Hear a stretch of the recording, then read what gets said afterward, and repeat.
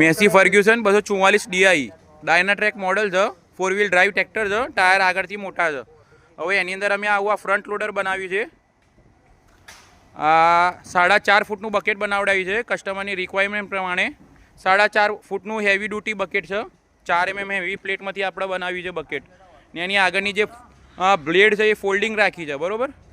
હવે એની અંદર જેટલા બી હાઇડ્રોલિકની પાઇપો બધી યુઝ કરી છે, બધી R2ની ડબલ વાયરવાળી યુઝ કરેલી છે. ને સિલિન્ડરો બધા 5 સીલના ઓરિજિનલ છે. ને આપણે બધું વેલ્ડિંગ જેમ આપણે બતાવીએ છીએ બધું CO2નું જ મારેલું છે. ને અત્યારે બધા આજે બધા ચેચીસમાં જેટલા બી બધા બોલ્ટ છે બધા TVSના નાખીએ છે ઓરિજિનલ.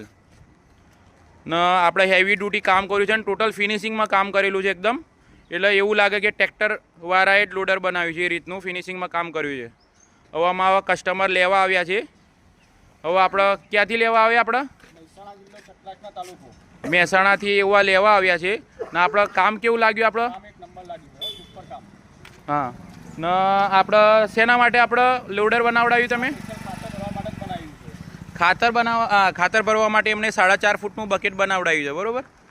ને હવે આપણે શું કહેવાય, તમારું ખૂબ ખૂબ આભાર રિવ્યૂ આપવા માટે, બરાબર. હવે આપણે ચાલુ કરીને બતાવી દઈએ આપણે કસ્ટમરને કેવું ઊંચું થાય છે અને કેવું કામ કરે છે.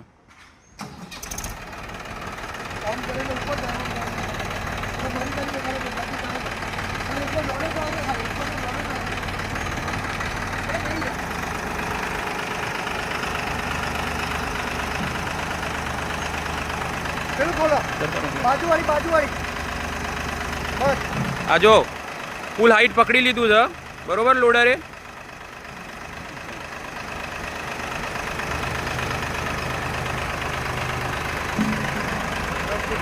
ગમે તેવું ચોટેલું હોય ને એટલે પડી જાય. એટલે 8.5 ફૂટે કમ્પ્લીટ ભરી દે. ટોટલ એની હાઈટ થાય છે 11 ફૂટ હાઈટ થાય છે ટોટલ. ને બધી આમાં પીનો લગાવી છે, બધી ગ્રીસ કપવાળી પીનો છે, બધી A-નેટની પીનો છે. ને અહીંથી આપણે બદલાવ કર્યો છે આની અંદર. અત્યારે આ મોડલમાં આપણે કેવું કર્યું છે કે એની અંદર આપણે બૂસ લાંબુ કરી નાખ્યું છે. એટલે જે બૂસ ઘસાઈ જતું હતું ને એટલે એમાં ઘસાશે નહીં. ને આ બૂસ છે ને એ 50 mm બૂસ કરી નાખ્યા બે બાજુ. એટલે આ છે ને જે મેન આના ઉપર ધક્કો આવે ને એટલે આમાં ઘસારો નહીં પડે જલ્દી. આ પાછળવાળું બૂચ 110નું કરી નાખ્યું છે.